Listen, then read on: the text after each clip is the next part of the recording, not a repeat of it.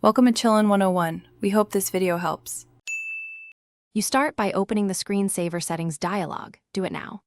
Press Start, type Change Screensaver and hit Enter, or Open Settings, Personalization, Lock Screen, then Screensaver Settings. Once you see the dialog, note the current selection and wait time. Make sure you have admin rights if corporate policies are in effect. This immediate step exposes the control you need, so proceed without detours and keep the dialog open for the next changes.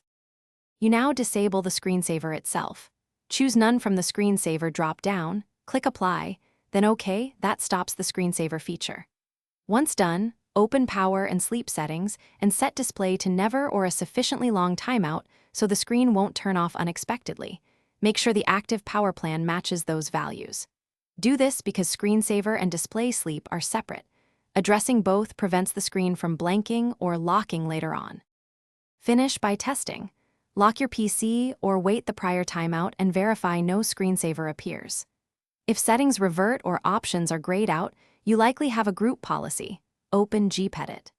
MSC, Computer Configuration Administrative Templates Control Panel Personalization, or check the registry key HKCU/Control Panel/Desktop for Screen Save Active. Make sure to sign out or restart Explorer if changes don't apply immediately.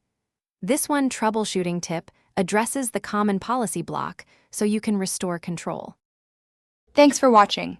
Consider subscribing if we helped you.